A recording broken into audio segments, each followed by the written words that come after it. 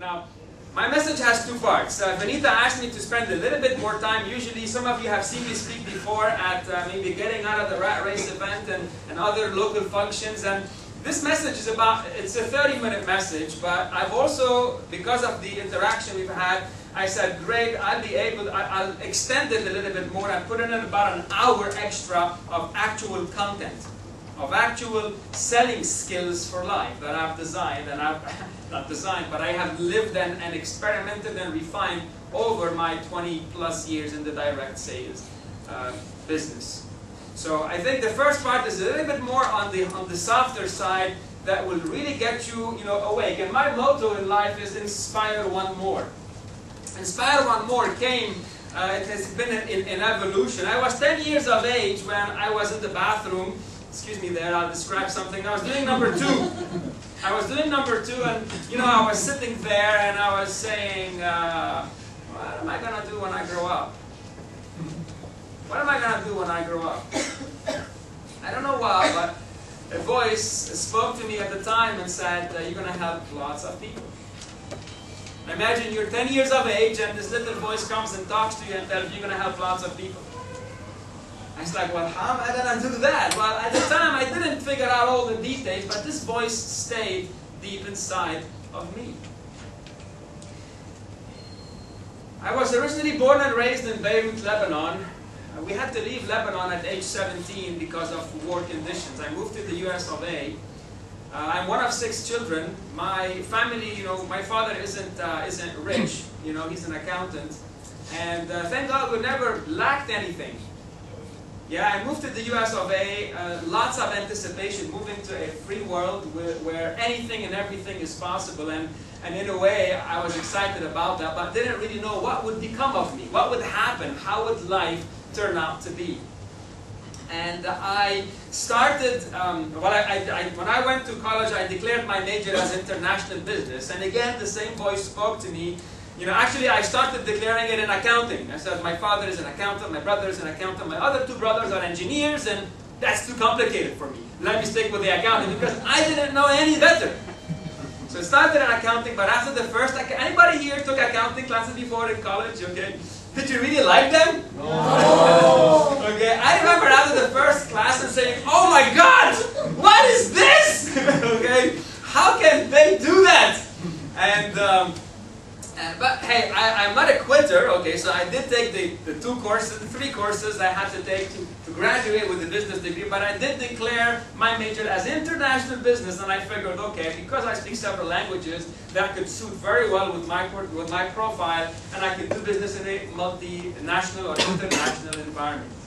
I'm putting some of the foundations because I tell you one thing, everything that has happened to me has been like a dream, has been like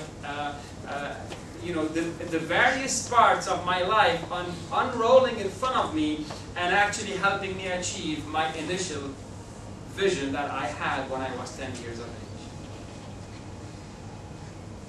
The first rule of success, again, it's not going to be a magical thing, but there are basic concepts that I'll share with you today. And the first one is about having a vision and having a goal. How many of you actually know or have a goal or have a vision? Raise your hand. Wonderful.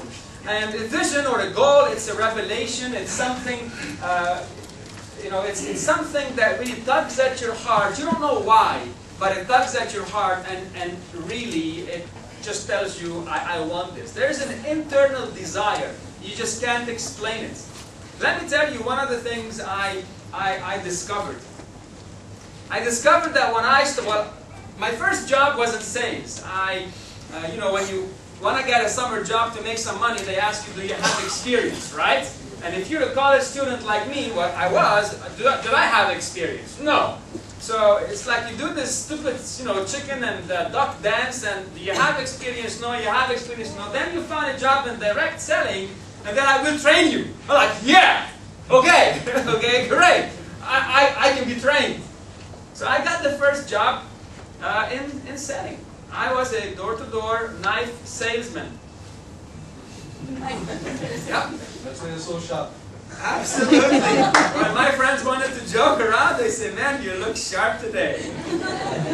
or don't touch that, you know, you get cut. But yeah, I remember starting my career in sales, and I was, by the way, speaking English, having moved into the US just about maybe a year and a half prior to that period of time, and my English wasn't as fluent as it was like today. And part of my job was to actually call on people that I knew, so I had to make a list, contact them, get appointments with them over the phone, go there, do a presentation about these knives. And how many of you have knives in your kitchen? Everyone. Okay, it's not like I'm selling in novelties, okay? And you know, here's another thing. What do you pay for an average knife? 4 dirhams. 4 or 5 dirhams. I was selling a set of cutlery where the average knife was worth more than approximately $80–90. So when I closed on a set, I was closing on $1,000. Well, at the time it was $611, and when I started in 1989. 611 bucks. When the average set in Kmart would, or let's say here in Carrefour, would cost you approximately less than 100 dirhams. Right? I was asking close to like a couple of thousand. So you had to be really sharp, you know, to go in and be able to close such a deal. And not just that, but I had at the end of the sale, or not the sale, I had to ask for referrals, which basically you ask a client, so who else do you know you think would like to cut themselves, just kidding, would like to buy, so, you know, would like to look at these products, and start the cycle again and again and again. So here's what happened, okay? I was not very good. But what really got me excited is to see other people. I would come to meetings like this, and other people would be, you know, high-fiving each other, close deals, and having made commissions of the hundreds and thousands of dollars. And I'm thinking, if they have done it, why can't I do that? And deep inside of me, there was this: I can do it as well. You know, if they can do it, I can do it better, right? And I did what I did best, which is I decided to study sales. I decided to identify what is it that these people are doing. I started asking them, and the funny part is they would actually answer me. People that succeed very rarely would actually keep their success for themselves. So they started answering it. They started recommending me to books and videotapes and seminars, and I started actually investing in myself. And it didn't take long that I actually turned the tide around, and I finished as the second highest salesperson in that during the summer. I finished #2 many times in my life, but I have achieved a lot as a result of it, going for #1.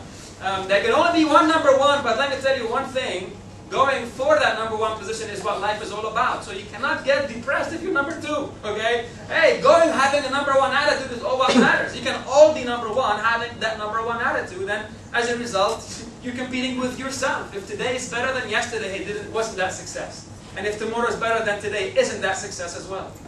So yeah, I did that, and I was asked the following summer to come back, not just as a salesperson, but also to assist in the business development. So I would actually become a coach, like an assistant manager. And I was specialized in what is called personal consultations and field trainings.